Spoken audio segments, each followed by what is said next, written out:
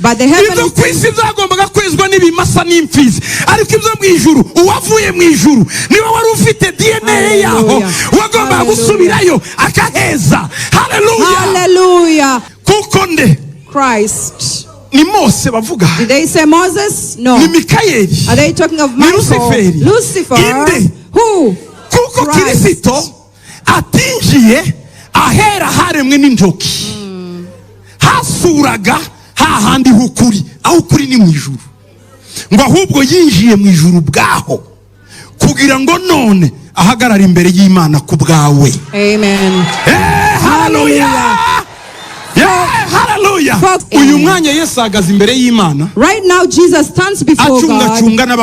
He's looking at people trying to accuse you. And when they pour a trash, he puts his blood. Woo. Hallelujah. That is what he's doing. He has purpose to stand. And because he redeemed you once, he doesn't have to redeem you again. He came with the blood to cleanse heaven. And when you are accused, he sprinkles his blood. Hallelujah. Hallelujah. Hallelujah. Hey. Thank you, Jesus. That is why the angels said, glory to God in the highest. You need to understand this history and never forget it. Heaven's glory needed to be restored. The angels needed to honor God again.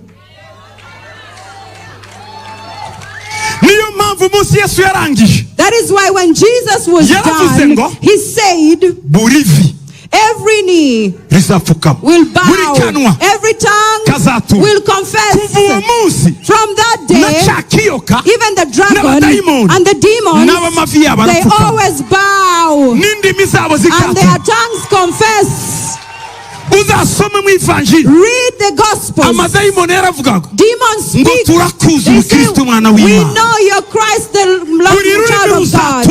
Every tongue will confess. Every knee will bow. Even with that dragon and the angels. If you're wise and they are more powerful than you, you need to bow. Hallelujah. That is how it is. It's a principle. You don't fight with someone more honorable than you. Because as you fight them, they get more honor. What if you're smart and wise, you bow down? Every knee and every tongue will confess that you are. Praise God. Are you well, people of God? Amen. Amen. This is a blessed day. Let's get into the Word of God. And we don't waste more time.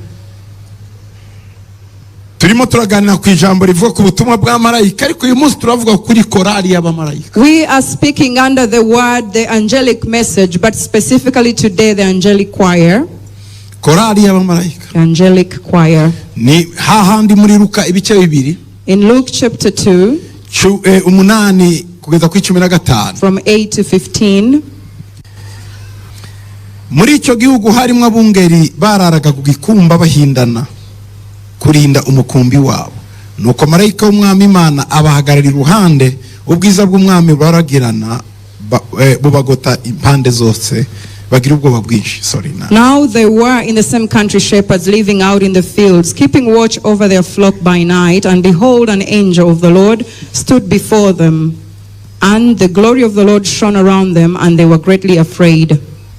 Marayika arababwira ati mwitinya, dore ndababwira ubutumwa bwiza bw'umunezero mwinshi uzaba ku bantu bose. Then the angel said to them, do not be afraid. Behold, I bring you good tidings of great joy, which will be to all the people. Kuko uyu munsi umukiza abavukiye mu murwa wa Dawidi uzaba Kristo umwami. For there is born to you this day in the city of David a Savior, who is Christ the Lord. Iki nicyo kiri bubabera ikimenyetso, nuko buri mbusanga umwana w'uruhinja yoroshwe imyenda y'impinja, aryamishwe mu muvure w'inka. And this will be the sign to you. You will find a babe wrapped in swaddling clothes lying in a manger. Muri ako kanya haboneka ingabo zo mu ijuru nyinshi. Aha niho nshaka cyari gutinda. Haboneka ingabo zo mu ijuru nyinshi ziri kumwe na marayika uwo zisingiza Imana ziti. Iyi ni korari yo mu ijuru. And suddenly there was with the angel a multitude of the heavenly hosts praising God and saying, "This is where I want to dwell." Ngo mu ijuru icyubahiro kibi cy'Imana, no mu isi amahoro abe mu bo yishimira. Glory to God in the highest, and on earth peace among people with whom he is pleased.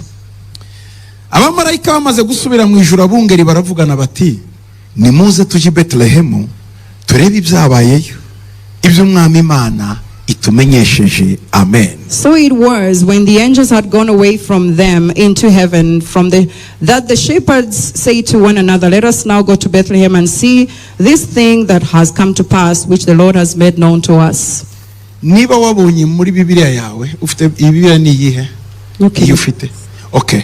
Fungura King James. Kuri murongo wa 14, sibyo? Okay.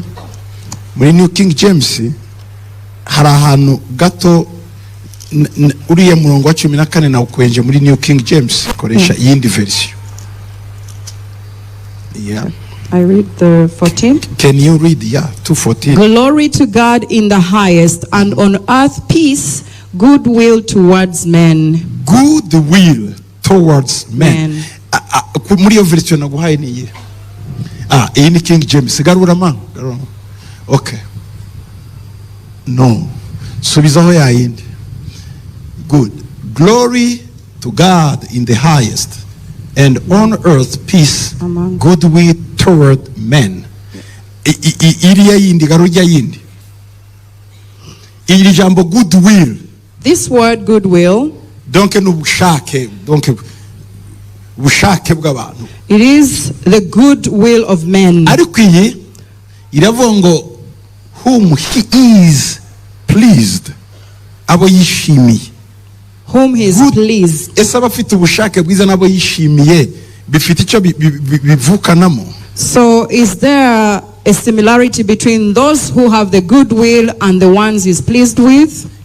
Deka mbibutse ko yari korari yo mu ijuru iri muririmba. This is the angelic choir. Ndagira ngo ndabisoma, ndasoma ikigiriki. I will read it in Greek. Text original. The original text. Kumve uko bavuga. Let's see how they say it. Gawe chiriho ikigiriki aho ngaho. Wewe urasobanura nagushiriyeho tradiction mu sibyo? Murakireba kiyadi ikigiriki. Wewe usobanure mu cyongereza ariko ndabivuga no mu kinyarwanda. Doxa en hipstois theokai epiges irene en anthropois eudokias. Glory in the highest to God, and on earth peace among men with whom he is pleased. Eudokias, eunadokias, nukuvuga ngo abo yishimiye. Ntabwo ari abafite ubushake bwiza. Donc traduction y'ikigiriki eudokias nukuvuga ngo n'abantu yishimiye, ariko iri jambo naryo dokias ririmo satisfaction, kunyurwa, kunezerwa, kwishima byinshi cyane. For this section in Greek, the original Greek is supposed to be eudokias, which is with whom he was pleased, not with goodwill. Bibiliya y'isezerano rishya, the Bible of the New Testament, byanditswe mu kigiriki. It was written in Greek. Ariko Bibiliya y'isezerano rya kera, but the Bible, meaning the Old Testament, byanditswe mu giheburayo. It was written in Hebrew. Amajambo menshi ayakuwe izo quotation ayo bagiye basubiramo ngo uko umuhanuzi Yesaya yavuze nk'uko Mose mu isezerano rishya akomoka mu kigiriki. All the words that they quoted, mu giheburayo, all the words that they quoted in the New Testament that were spoken in the Old Testament were originally in Hebrew. Donc niho bayakuwe. They got it from the Hebrew. So in the Greek, it would define or explain the Hebrew language. Ijambo donc mu Giheburayo hari ukuntu ikigiriki cyaburaga nk'amajambo nayo akwiriye mu rurimi original. So in Greek, they were not able to get some of the actual words in the original Hebrew. Intego yanjye uyu munsi si ukubigisha ikigiriki. So my plan for today is not to teach you Greek. Ariko hari impamvu nakoresheje iri jambo Eudokias. That is why I used the word. However, there's a reason I used Eudokias. Doxa ni cyubahiro. Is honor. N ni niba navuga ngo mwe Hippistois in the highest. Oh, in the highest, Hippistois. Yeah, mu bundi buryo ni mu ijuru. That means mu birere zo hejuru. Glory in heaven. Ngo icyubahiro kibe mu birere zo mu ijuru. Meaning glory in the heavens. Ariko mu birere zo hasi, but on the earth, habe irene. Let there be peace. Irene ni kuvuga ngo ni amahoro mu kigiriki. Let there be peace. Now glory will be in heaven.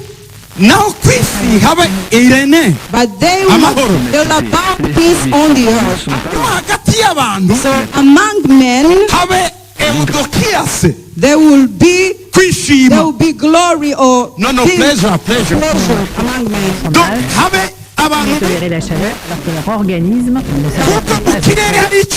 Because in heaven is glory. Sont prises, on ferme le rideau. When these two are missing, there will not be pleasure. This was the angelic song. When Jesus came to the earth.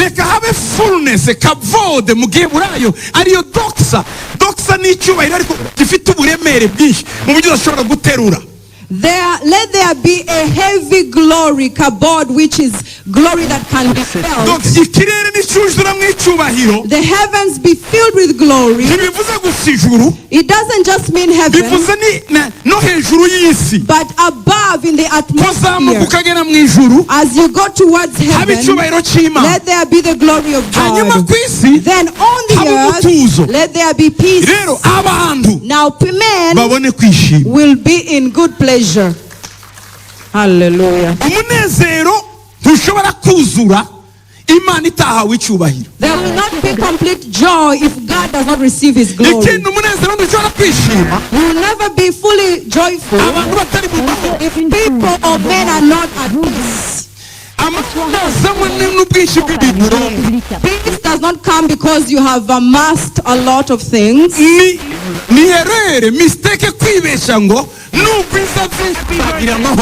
ahubwo kugwiza byinshi bizana umuruho na insécurité n'ubwoba.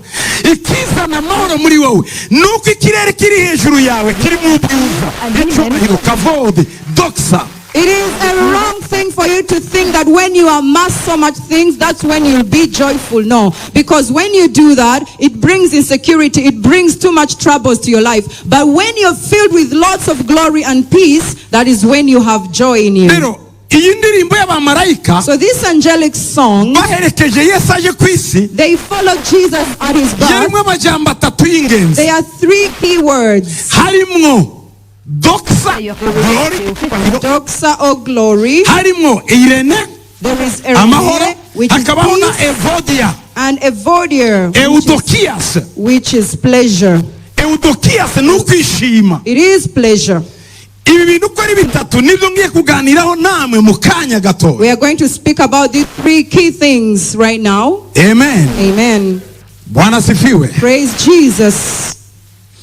En fait, kuza kwa Yesu kwisi, the coming of Jesus to the earth, ndikwa benefise gusisi n'ijuru ryara benefise n'ijuru bwayo. It did not benefit only the earth but even the heaven. Reka mvuge gutya, inyungu zo kuza kwa Yesu, the benefits of Jesus' coming was not just for men, zari n'inyungu z'ijuru, but also for heaven.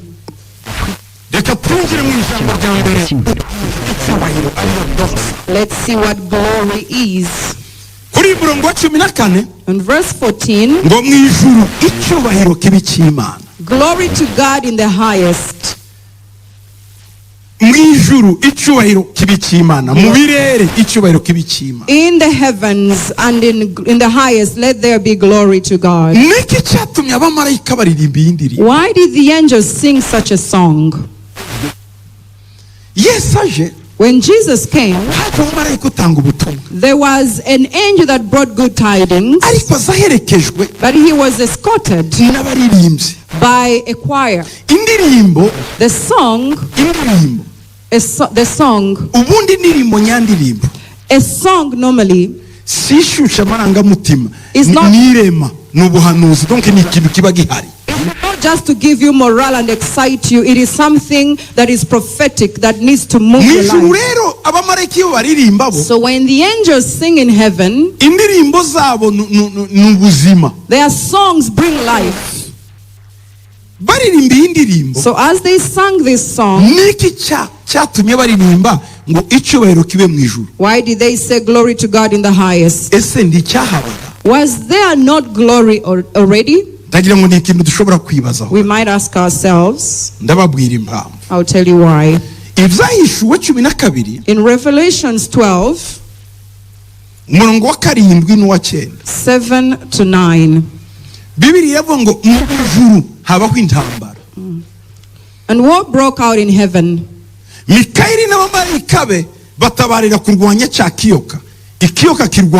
Fought with the dragon, and the dragon and his angels fought.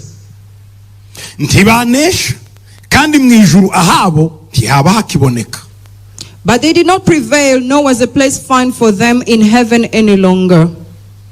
So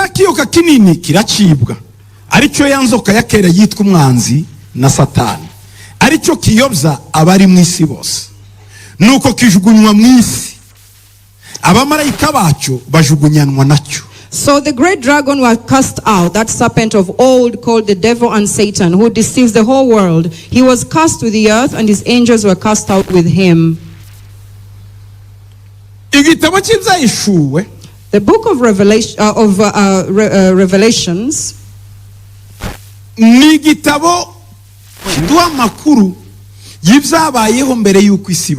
it gives us what happened before the world came to be. But it's also a book where we find the things that are happening today, and also a book that is telling of what to come.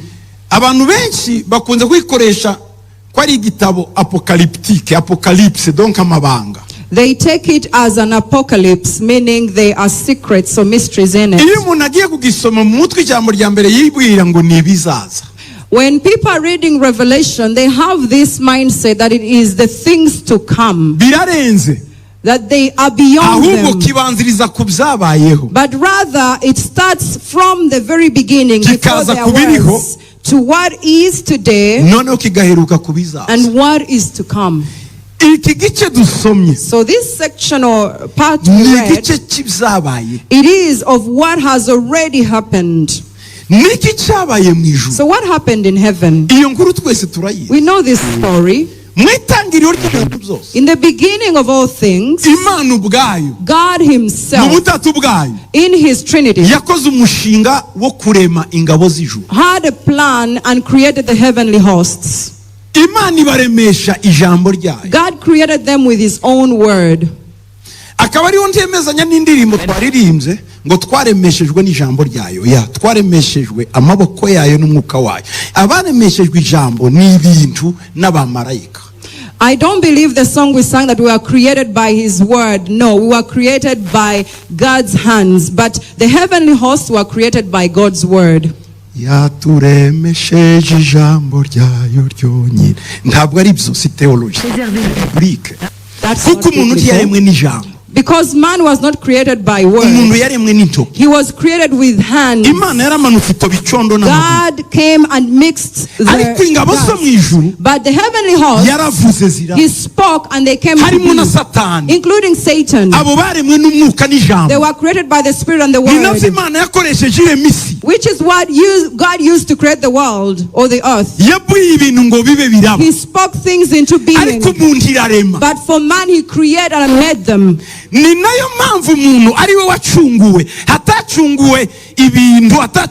Uriya muntu Imana yaremesheje amaboko kugira ngo Imana imucungure, ntiyahagaze mu kirere ngo uvuge ngo cungurwa, nayo yabaye umubiri. Gucungwa k'umuntu bwasabaga processus ndende. That is why man was not redeemed by a simple word and God commanded, let there be redemption. No, God had to come down himself and redeem us because we were made. Byari byoroheye Imana kuvuga nzaganira namwe ejo bundi ndagira kuri marayika wa ubutumwa bwa marayika ahagaze mu kirere. Tuzabiganira ndagira ngo kuwakanga ise nebuka neza. We'll speak about the angel's message while he was still in the air. We'll talk about that. Nukuvuga ngo Satan was not called Satan before. He was the son of light. Lucifer. He was Lucifer. All the angels, God in his glory, the people he created with his own spirit. Besides Jesus and the Holy Spirit, those were not created. They are God themselves. They were before the beginning of time. The three, they are one. They brought into place and they spoke the whole heavenly host. The angels and of all kinds.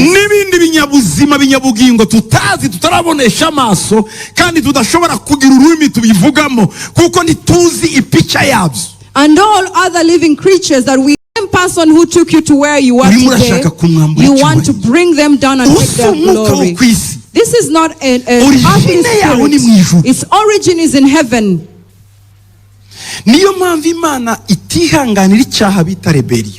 That is why God will never be patient with rebellion. He does not accept rebellion.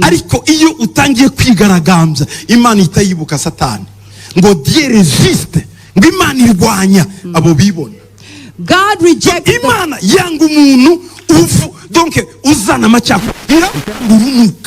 God hates with great hatred. He hates people who create rebellion and division. You can be a witch doctor, you can steal, you can do all kinds of sins, but the moment you start to rebel, God detests that. You're sitting in your home, someone comes to insult you or make you hate your husband. Another one will come and speak ill of your wife. God hates such a spirit. It is a wound, and God is reminded of the rebellion in heaven. God told Saul he had been anointed, but when he rebelled, God said, I take your kingdom away.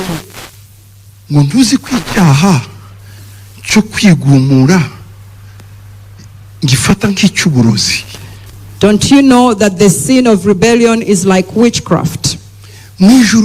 So in heaven, a quarter, 1/4 of the heavenly hosts, they were obedient to Lucifer.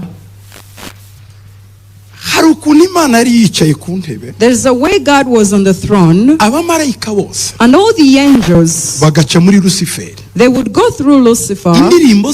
Their songs, he would take the songs and the worship and transform it into glory. Now they would have been sung by the heavenly host. Then he creates a crown and puts it on God. It was a week and there was no crown from Lucifer. After a year, still no crown.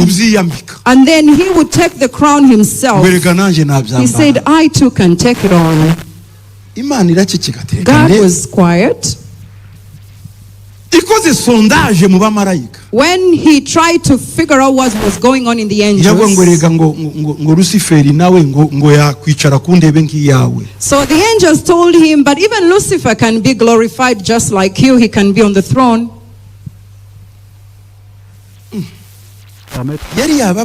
He had told them, ngo nzajya ku musozi w'iburengerazuba. But I will go on the hill in the east, ngo nk'intebe y'Imana igera, where the throne of God ngo nanjye extends, mpicare. and I will sit over there. Rero Okay. tugomba kudeviya amashimwe yose kuri So uwo we need musozi. to divert all the praise to that place. Lusiferi Lucifer yaremwe, was never created.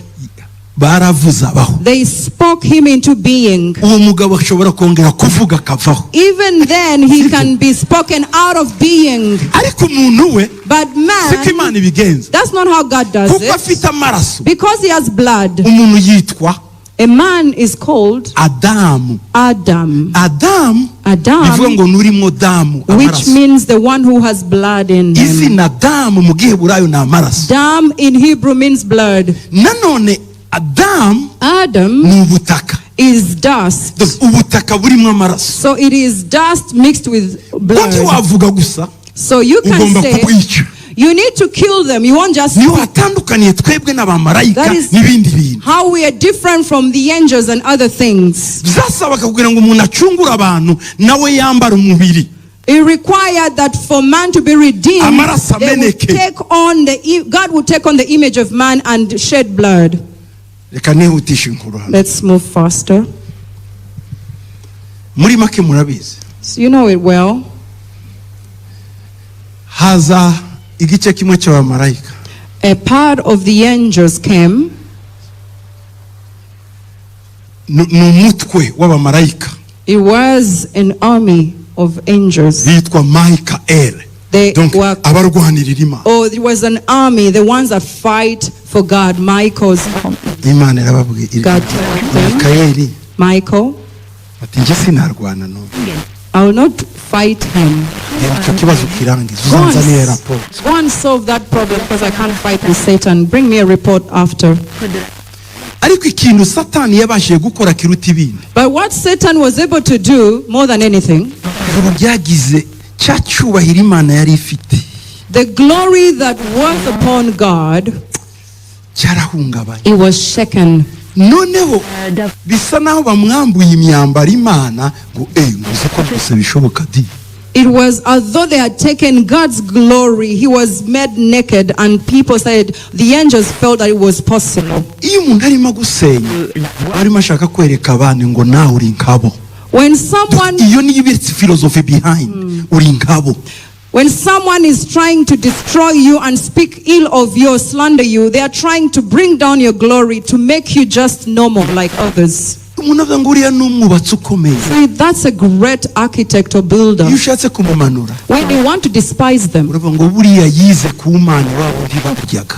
you tell them that they studied and they studied on a debt or a bursary. They never even had money. Ntaho bihuriye n'inyubako zikomeye arimo yubaka. Now that's not anywhere related to the great buildings they're doing. Ariko arashaka cya cyubahiro mwe mwamwambitse kumwambika ubusa. But they want to despise the glory that they had put on you and make it nothing. Umuntu wese uzajya kukubwira undi muntu ubona Imana irimo izamura cyangwa te jya umenya ko ari mu mwuka wa Satani wo kumwambura icyubahiro. Anyone who comes to slander someone that the Lord has exalted, always know in them is the spirit of Satan, what he did in heaven. So there was a war in heaven. Now this is supposed to be a heaven full of peace, full of glory. Now there is war. So why can't we have war here anyway? Do you know? Do you know there is war in Zion? Can you believe it? Remember, even in heaven there was war.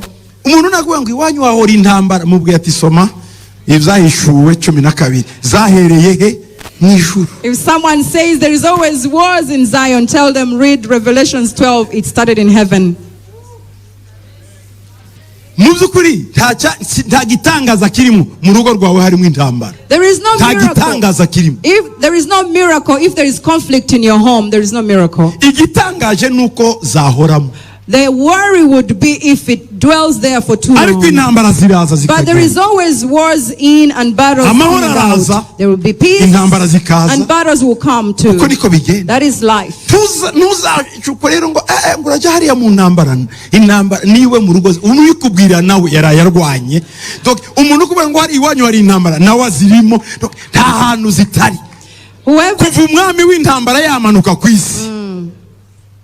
Whoever tells you that in your church there is always wars, always find out, even in their home there is conflict, there is battles in his household, because the king of the war came down to the earth.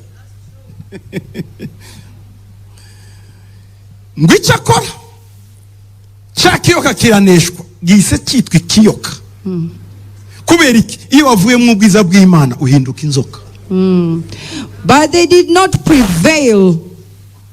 The moment they are now called a serpent, because the moment you leave the glory of God, you become a serpent.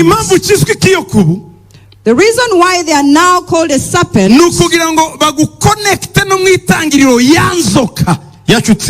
is so that they connect it with the beginning where the serpent deceived Eve.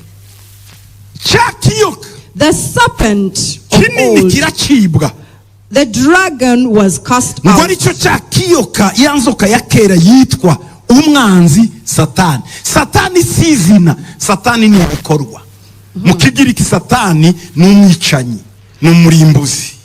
So the serpent of old, which was in the beginning, it is called Satan because Satan is not a name, it is defining sin. It means the bad things that the serpent does. It means the action that the devil will enable you to do or make you do. Satan lost his name. He was one and he was Lucifer. All these names you see are not names. They are his actions. Satan, the enemy, the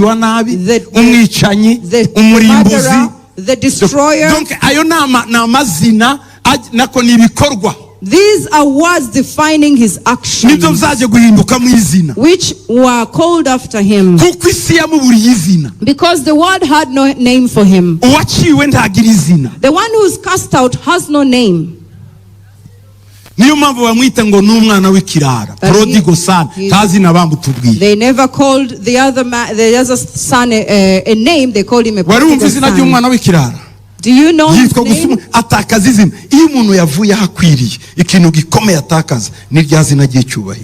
Anytime you leave your place that the Lord has predestined for you, you lose your glory and you no longer have a name.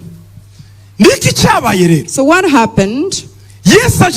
When Jesus came to the earth with the angels, you remember the tabernacle we talked about?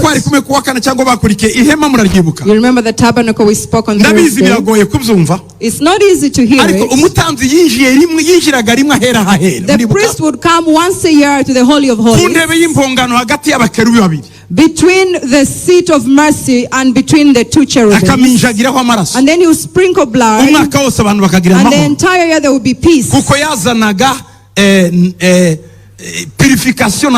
because you national cleansing would be upon people the entire year. He was the high priest. Let's now see in Hebrews.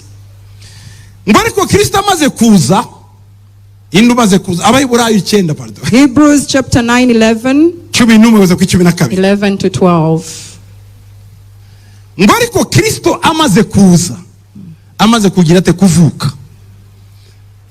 Ahinduka umutanzi mukuru w'ibyiza bizaza, anyura mu ihema rirusha rya rindi gukomera no gutungana rwose ritaremwe n'intoki. Irya Mose ryari ryararemwe n'intoki, nawe araza anyura mu ihema ritaremwe n'intoki z'aba Bazaleli na ba Oholiabu. Ngibyo ni ukuvuga ngo ritari iryo mu byaremwe ibi. But Christ being come as high priest of good things to come by a greater and more perfect tabernacle, not made with hands, not like the temple that was made, but that is to say, not of this building. Reka ngaruke gatoya mbibutsa. Imana yabwiye Musa ngo ukore ihema ngo risa n'igishushanyo wabonye mw'ijuru. God told Moses, do a tabernacle the same pattern as what's in heaven. So in heaven is the tabernacle that they brought the pattern. So the heavenly tabernacle was defiled because of Lucifer. Until that time, there was no one who would cleanse it. So when they sent the dragon, but its dirt was not purified. God dwells in glory, but it was not complete. Because God can't dwell in a defiled place. But it required that he stays there as he waited for the time. That is why Jesus is coming to the earth. Heaven was glorified. The angels came down and sang, glory to God in the highest. Hallelujah. Now this is what happened. When Jesus came to the earth, the reason why he went back to heaven, after he put in order what's on the earth, he went to put in order what's in heaven. What happened? Let us read. ngo ariko Kristo amaze kuza 11 ngo ahinduka umutambyi mukuru w'ibyiza bizaza, anyura mu ihema rirusha rya rindi gukomera, iryo niryo mu ijuru no gutungana rwose ritaremwe n'intoki, ngo ibyo nukuvuga ngo ritari iryo mu byaremwe ibi mubona. But Christ being come as high priest of good things to come by a greater and more perfect tabernacle, not made with hands, that is to say, not of this building. 12 ngo kandi ntiyinjijwe ahera cyane, muri bukajya ahera cyane n'amaraso y'ihene, hajya bahajyanaga amaraso y'ihene ngo cyangwa yiki ayibimasa, ngo ahubwo yayinjijwe rimwe n'amaraso yande yiye amaze kutubonera gucungurwa kwiteka, arangije akazi kacu aducunguye iteka, ajya he mu ihema ryo mu ijuru kugira ngo yeze ijuru, icyubahiro kigarukira Imana ijana ku ijana, kuko Satani yari yaramwambuye. Satani yamwambuye icyubahiro kuko yagiye amuvuga mu bamarayika. Neither by the blood of goats and calves, but by his own blood, he entered in once into the holy place, having obtained eternal redemption for us. After having completed this, what did he do? He went back to heaven to restore the purity that was supposed to be in heaven, and the glory of God was complete. 23. ngo nuko rero ngo byari bikwiriye, vuga ngo byari bikwiriye, say it was worthy, ngo ko ibishushanyo by'ibyo mu ijuru byezwa, hagombaga kubanza biriya bishushanyo by'aba Mose, ubwo buryo ngo naho ibyo mu ijuru bwabyo. Hallelujah, hallelujah, hallelujah. naho ibyo mu ijuru bwabyo bikagira gute? Bikezwa n'ibitambo biruta ibyo. Amen. urabona ko mu ijuru hagiye kwezwa naho. Hallelujah. It was therefore necessary that the pattern of things in the heaven should be purified with this, but the heaven kwisi byagombaga kwezwa n'ibimasa n'imfizi, ariko ibyo mu ijuru uwavuye mu ijuru niba wari ufite DNA yaho wagombaga gusubirayo akaheza. Hallelujah, hallelujah. The worldly things were purified by goats and cows, but the things of heaven required a heavenly dainty. That is Jesus Christ, who need to go back and put things in order and purify it. Verse 23, 24. Christ. Did they say Moses? No. Are they talking of Michael? Lucifer. Who? Christ. ahera haremwe n'intoki, hasuraga hahandi hukuri, aho ukuri ni mu ijuru, ngo ahubwo yinjiye mu ijuru bwaho kugira ngo none ahagarara imbere y'Imana ku bwawe. Amen. Hallelujah. Yeah, hallelujah. For Christ is not entered into the holy places made with hands, which are the figures of the true, meaning in heaven is the truth, but into heaven itself, now to appear in the presence of God for us. Right now Jesus stands before God. He's looking at people trying to accuse you. And when they pour trash, he puts his blood. Woo. Hallelujah. That is what he's doing. He has purpose to stand. And because he redeemed you once, he doesn't have to redeem you again. He came with the blood to cleanse heaven. And when you are accused, he sprinkles his blood. Hallelujah. Hallelujah. Hallelujah. Hey. Thank you, Jesus. That is why the angels said, glory to God in the highest.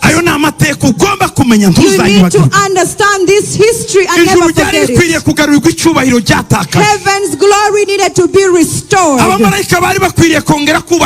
The angels needed to honor God again.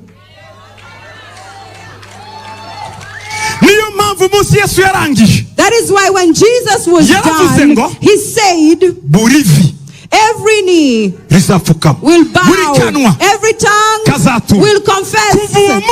From that day, even the dragon and the demons, they always bow, and their tongues confess.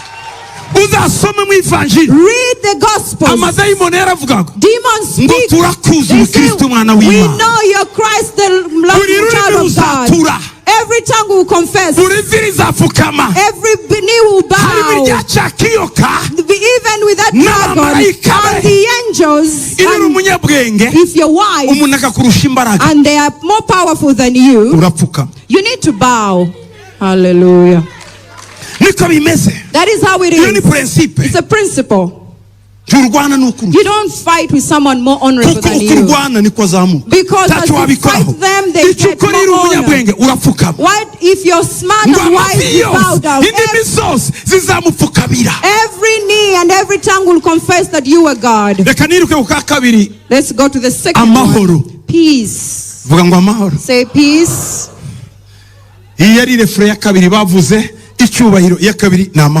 That was the second stanza they sang. Glory to God in the highest, and on earth peace. Why?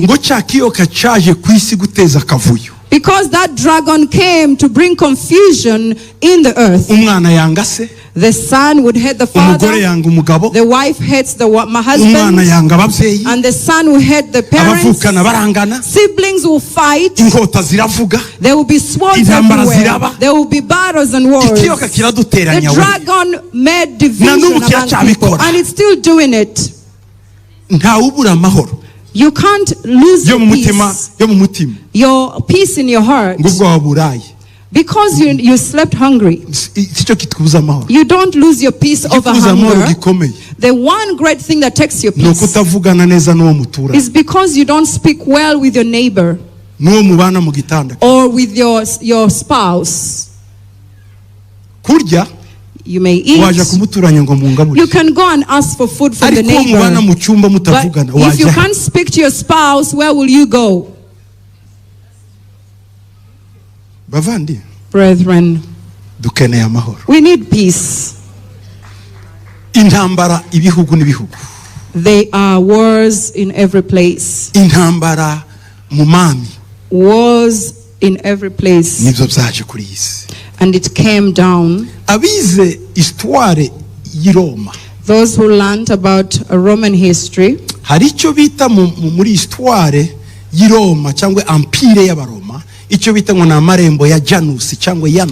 in the Roman emperor, there is what they call the gates of Janus. Let us move fast.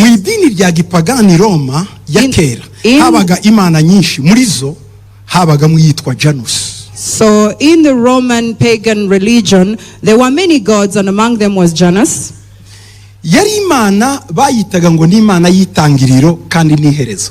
They called him or the God of the beginning and the end. Ariko kandi ikaba imana y'imipaka. But also the God of borders, ikaba imana y'amarembo, the God of gates, imana y'inzibacyuho, the God of transitions, imana y'igihe, the God of time. iyi mana yo yari mu imana ebyiri. He was the two-faced God. Janus niko yari imeze. That is how Janus mwambika was. igishushanyo cya Janus. Can you see his image? Image imwe irareba ha. One image looks on one side and the other on the other side. Bayita Janus. He's called Janus. Among the 10 other gods, or more than gods in Rome. Janus. If you know January, it comes from there. The month of January. So in the beginning of time, this is the God that will bless them. And when we reached in the month of June, they would also pray to a God called June to protect the month of June. A long time, the calendar was put by Romulus. He's the one who created Rome or formed it. I believe you learned that in your history in high school. Remus and Romulus. They put 10 months. He put in place 10 months. But the other two, they were put by other kings. They called it Martius. We call it March or March. And in April it's Aprilis. And Maius, that is in May.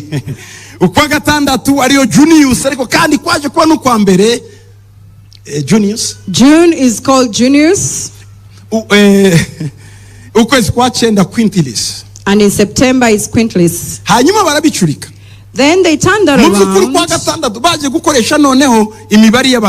So they used the Roman numbers. Try and understand, but I'm getting somewhere.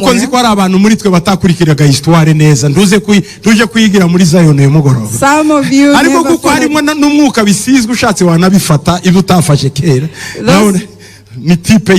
those of you who don't like history, you can learn a little bit today. They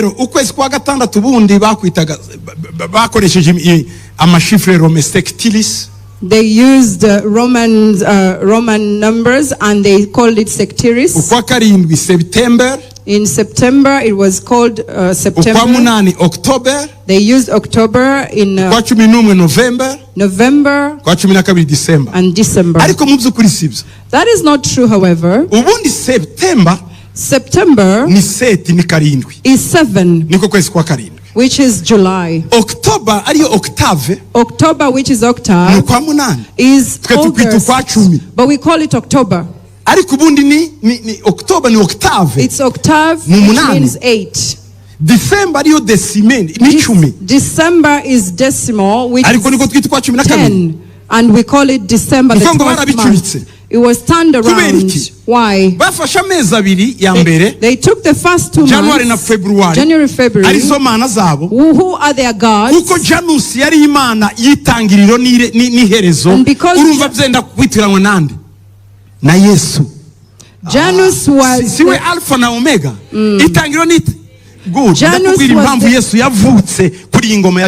Janus was the God of the beginning and the end, which in other words means the beginning and the end, and that's related to who Jesus was. So he was looking in 2 different directions.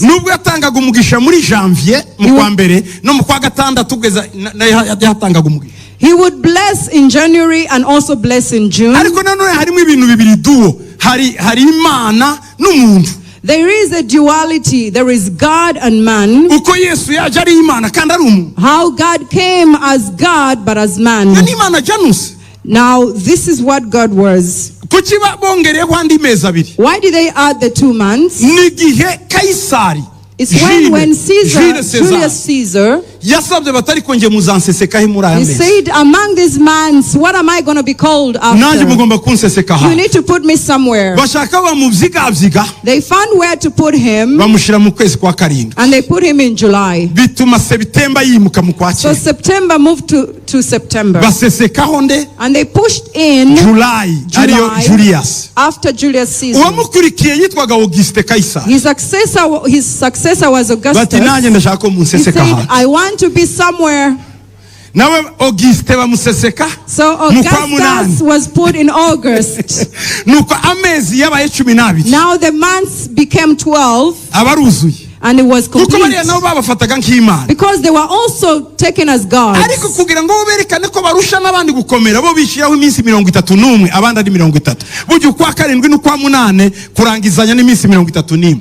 Because they wanted to show that they are great, they added one more day, and July and August ends with 31 days. This god Janus, what did he do? Let's go back. The day Jesus was born, the gates of Janus.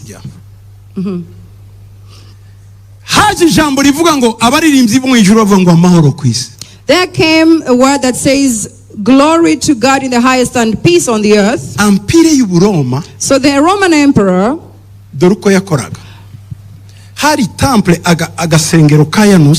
there was the temple of Janus. It was little.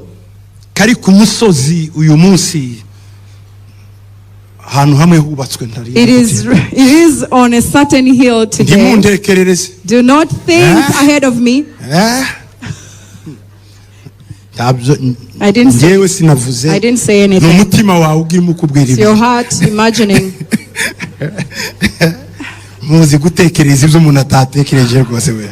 Okay.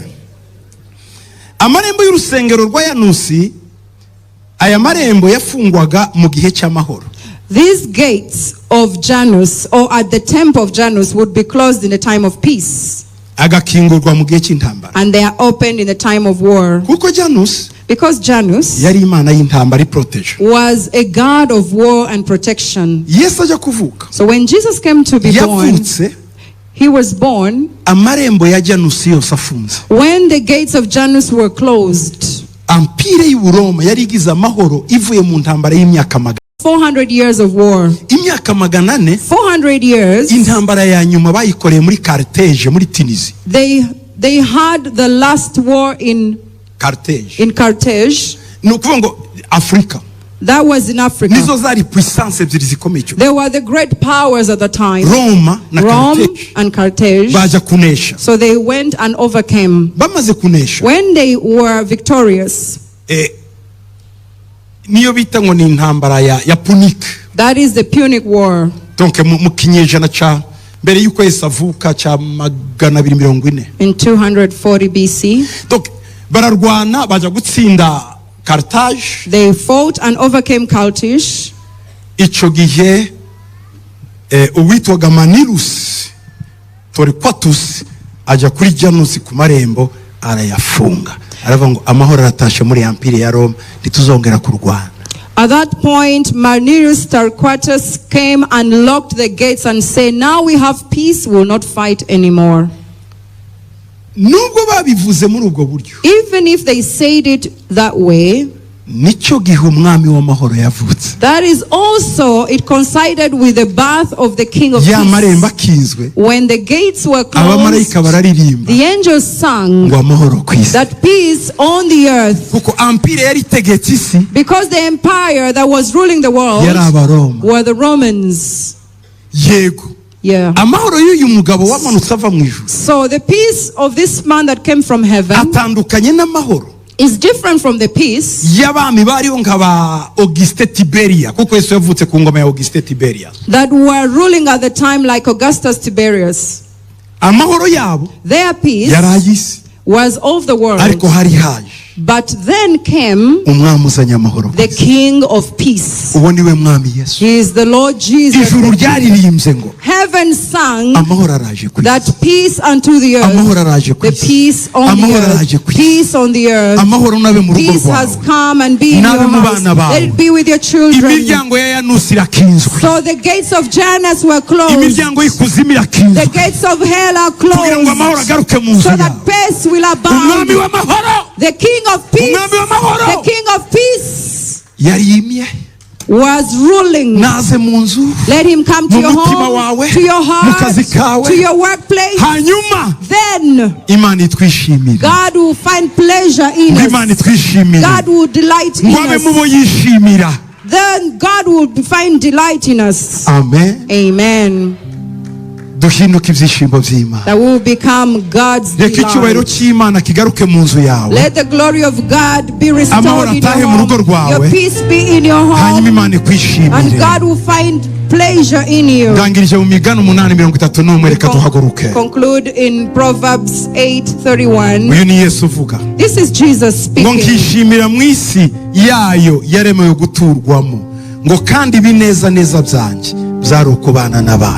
Rejoicing in the habitable part of his earth, and my delight were with the sons of men. Amen. What is making God delighted is to dwell with you. Let that peace fill your heart. Heaven has been restored with its glory. Let us let the peace come to your home. You are among the people God takes pleasure in. You are in your home, the Lord is taking pleasure in. Even if you encounter problems, you encounter battles, you are among the people God finds pleasure. One day we will live with him forever. God, we thank you that you are good, you are great, you are powerful. You came to a non-made, a tabernacle not made by hands, and restored peace among our homes. You brought glory in the heavenly hosts. Let our homes be rebuilt. Every atmosphere in be restored. The atmosphere in my home be restored. The atmosphere of your church be restored.